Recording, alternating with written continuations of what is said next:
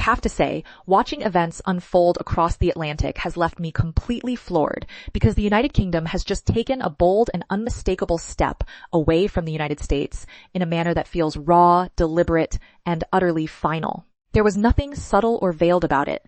No foggy, diplomatic language that could be twisted into half a dozen interpretations and retracted by sunrise.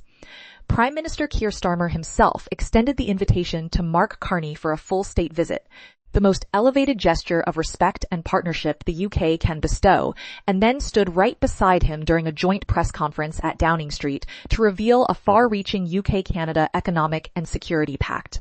This arrangement mirrors every key aspect of what used to define the transatlantic link with America, but now serves as its clear replacement. The final steadfast ally has exited the room, and the choice of moment was anything but random. That invitation landed precisely 72 hours after Washington rolled out another wave of tariffs hitting British exports in steel, pharmaceuticals, automotive components, financial services, and more. Measures the White House described as a needed adjustment to long-standing trade gaps that had shortchanged American workers for generations. I've followed these alliances closely for years. What strikes me is how Britain had stood firm as the one holdout nation amid every twist in the US-Canada tensions, every fracture among partners, and every pressure point, straining the broader Western coalition. London stayed aligned with Washington, not out of blind agreement with U.S. trade strategies or endorsement of the tariffs themselves, but because that special relationship, the term Churchill introduced back in 1946, had built up an almost unbreakable pull rooted in 80 years of intertwined history, intelligence cooperation, joint sacrifices, and a shared tongue that made the bond seem unbreakable. Yet Trump's tariffs on British products shattered that pull entirely. Once the connection snapped, Britain didn't simply float away aimlessly. It pivoted straight, intentionally, and openly in Canada's direction. In my view, as someone who analyzes these shifts daily on Critical Hour Report, this raises a profound question. Was it a necessary wake-up call for Washington about the limits of its approach? Or did Britain push its hand too far? Either way, the moment carries enormous weight. Warren Buffett captured the essence perfectly when he noted that this is precisely the scenario he had cautioned about for the past 2 years. The point where the final partner at the table decides the partnership simply costs too much to sustain. He laid out a core principle that sets the departure of the last ally apart from any earlier exits. The initial one serves merely as a cautionary signal, but the very last one delivers an unmistakable judgment. And right at the heart of this chapter sits a single piercing line delivered by Keir Starmer himself. Those 11 words he uttered during the Downing Street press conference, positioned next to Carney and staring straight into the lens with a gravity that seemed to carry the full burden of 8 decades of alliance, being laid to rest with care and permanence. The special relationship cannot survive if only one side honors it. It's when you absorb the full scope of what Starmer extended to Carney, the concrete elements packed into that UK-Canada framework, the way the White House's reaction sealed the divide beyond repair, and Buffett's insights into what this spells for America's entire network of partnerships, it becomes crystal clear that we're not dealing with some minor diplomatic spat. This feels like the curtain closing on an entire era of global alignment. Let me walk you through the chain of events as I see them, because the details paint a picture far bigger than any single headline. It all kicked off with those American tariffs on British goods, crafted with targeted provisions that delivered an outsized blow to the UK. The 20% levy on British-made pharmaceuticals entering the U.S. market landed like a hammer on one of Britain's vital export sectors, an industry supporting more than 73,000 jobs and previously shielded from earlier tariff waves under an unspoken agreement recognizing how strategically vital and mutually advantageous that pharma trade had always been between the two nations.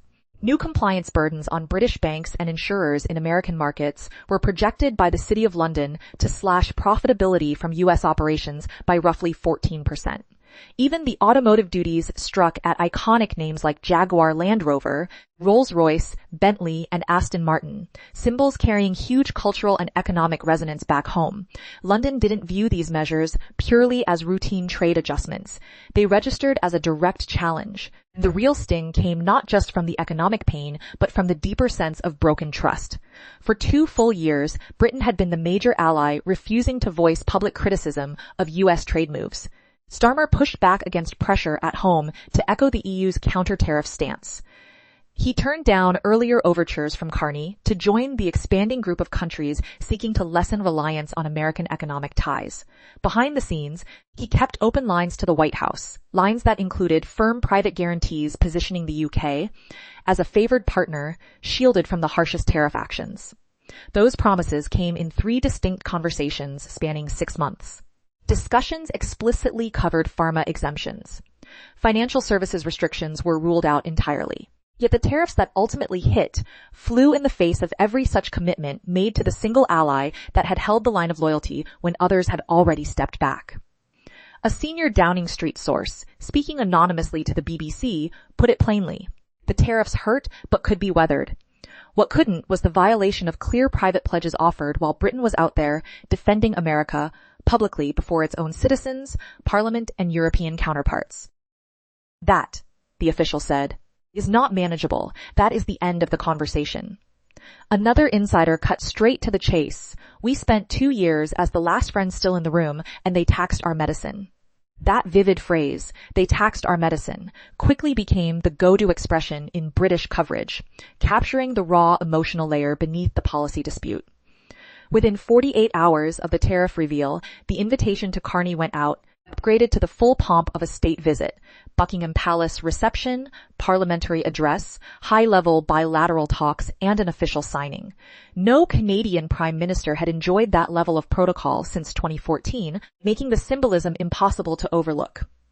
Carney touched down in London on a Tuesday, his motorcade rolling through avenues decked in Canadian and British flags, an intentional visual flourish from Downing Street crafted to flood global media with powerful imagery.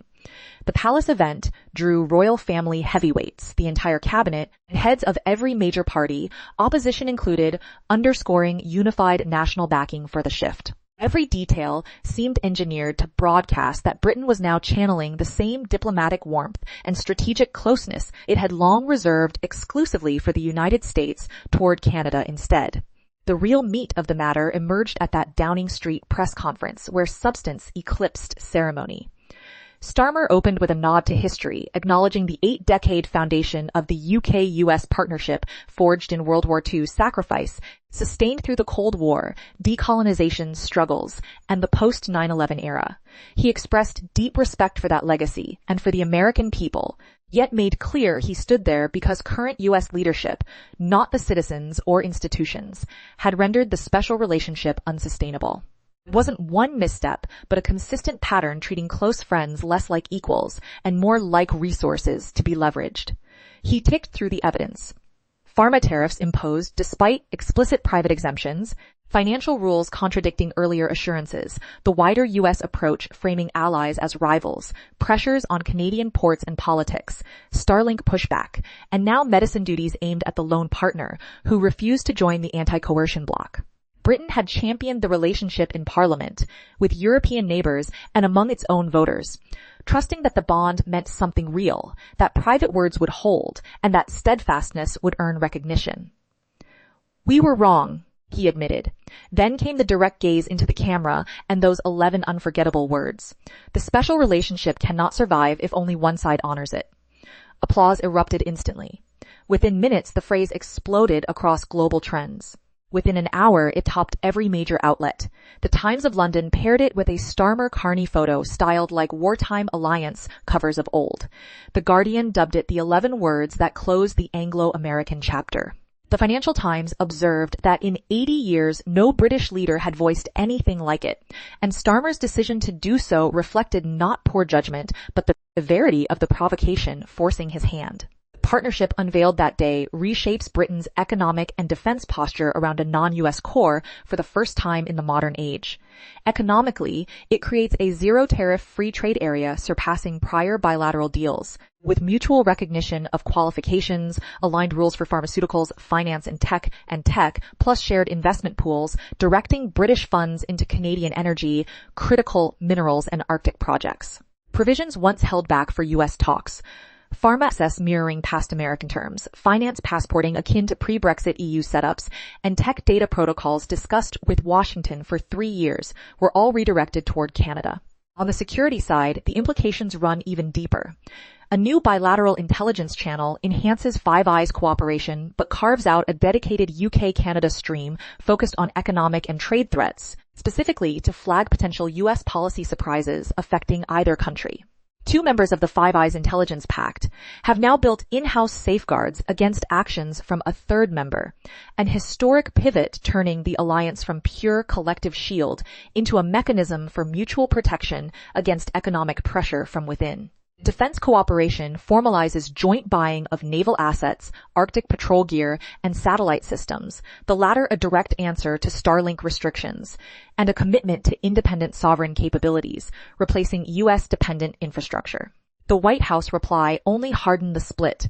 Within 3 hours, Trump fired off a social media blast, calling Starmer a weak leader of a weak nation that would collapse without America, predicting Britain would come begging once it realized Canada offered neither protection nor market replacement.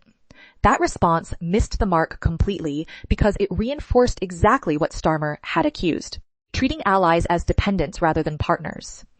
Instead of countering the argument, it proved the point. British officials, sources say, saw the post and realized reconciliation was off the table. The White House simply didn't grasp the root cause of the break. Public sentiment in Britain surged in support. Fresh polls within 2 days showed 71% backing the new partnership, including 63% of conservative voters. 68% believed the special relationship lay beyond repair due to U.S. trade actions, and 57% placed more faith in Carney than Trump on economic issues. Those figures revealed a profound institutional unraveling. The bond hadn't shattered from one incident, but from years of accumulating actions that finally overwhelmed British willingness to keep making excuses. Carney's own comments cut with surgical precision. He framed it not as Britain joining Canada's side, but as Britain joining cold, hard reality. The U.S. under present leadership had launched economic conflict against its own friends. Allies failing to construct backups would be crushed by that conflict, and the new structures being forged with Germany, Japan, South Korea, Australia, and now Britain were built to endure far beyond any single administration, tariff round, or reversal attempt. Buffett then unpacked the deeper meaning of losing that final ally, drawing from business lessons. The first exit signals trouble and invites correction. The last one declares a final verdict. Every possible partner has now departed, every chance for course correction has been spent, and the underlying pattern won't shift because it didn't when earlier exits offered the opportunity. Canada led the way, the EU followed at a distance. Japan, South Korea, and Australia recalibrated. Germany locked in its own comprehensive alternative, and now Britain, the closest, most loyal of all, has followed suit. That progression forms a self-reinforcing cascade. Each departure validates and speeds the next. Losing one ally might be dismissed as a mere disagreement, 2 as a trend, 3 as a pattern, but 6, especially when the 6th was the last plausible outlier, stands as an unambiguous verdict on leadership. Buffett drilled further into why reversal seems unlikely. He's seen companies lose key partners and scramble with new offers or apologies, yet trust rarely fully returns once scarred. The departed remember the broken pledges and have already invested in alternatives. Why would Britain unwind its new comprehensive ties with Canada, its restructured trade flows, and its updated intelligence setup just to revert to a dynamic that treated it as a subordinate? The answer, he suggested, is they simply wouldn't. Not for sweeter terms, not for regrets, not even for fresh leadership, because the new frameworks are already in place and won't dissolve on polite requests. NATO's Secretary General called an urgent meeting, not over external threats, but over the alliance's own structural health. posing whether the group can operate when its dominant member stands in open economic opposition to most others. The shared premise that trade frictions wouldn't bleed into military cooperation had eroded. Five Eyes confronted its gravest internal test ever. The new UK-Canada channel forced Australia and New Zealand into an untenable bind, with Australian officials labeling it the worst crisis in the pact's history. Worse than Snowden, because while that endangered secrecy, this undermines the alliance's very reason for existing. Financial markets reacted swiftly, treating the shift as a lasting recalibration. The pound strengthened versus the dollar as investors bet the UK-Canada pact insulated Britain from US volatility. British pharma shares climbed while American counterparts dipped. Bond movements hinted at institutions dialing back the alliance premium that had long lowered U.S. borrowing costs by an estimated 15 to 30 basis points. Back home, American reactions fractured along familiar lines. Canada's earlier move could be brushed off as neighborly overreach, Germany's as European maneuvering, but Britain's departure defied easy rationalization. For countless Americans, the special relationship wasn't abstract policy. It was core to national identity, the conviction that one country would always stand shoulder to shoulder. Realizing that nation had now formally, openly, and permanently decided the cost outweighed the value delivered an emotional jolt unmatched by prior ally shifts. 3 Republican senators jointly branded the break a strategic disaster demanding urgent rethinking of allied ties. This one confided privately that losing Britain was the wake-up call that could no longer be ignored. So here we are today. The United Kingdom, which had clung to alignment with Washington through 2 intense years of trade escalations, has now formally severed that tie. Starmer hosted Carney with full state honors and launched a sweeping partnership redirecting Britain's trade design, intelligence flows, defense sourcing away from the U.S. and toward a broadening bloc that sees American leadership morphing into coercion. The trigger was tariffs that directly contradicted private promises extended to the lone loyalist when all others had already stepped aside. NATO sits in emergency session. Five Eyes is fractured. Markets have begun repricing the old transatlantic edge. And in the Downing Street garden, Starmer delivered 11 words now etched as the epitaph for the Anglo-American century. The special relationship cannot survive if only one side honors it. Warren Buffett framed why the exit of the last ally differs so profoundly. The first signals a problem, the last renders a verdict. That verdict, issued by the very nation that originated the phrase special relationship, the one that stood beside America through every major crisis of the past 80 years and upheld the alliance longer than any other, declares that the arrangement is no longer worth the price. Not because Britain evolved, but because the rules shifted. Loyalty was penalized rather than rewarded, and private commitments were overridden by public deeds. This isn't merely the dissolution of one bilateral tie. It forces us to confront whether the Western alliance can endure once its bedrock partnership lies formally dissolved by the partner who sustained it longest, and whether America can retain its global standing when the country that coined the special relationship has now concluded the relationship itself is finished. When your last true friend departs, not chasing something superior, but because you left them no viable way to remain, what does that truly reveal about the path ahead? It's a question that lingers long after the headlines fade, urging every leader and citizen to reflect on the fragile balance between power and partnership.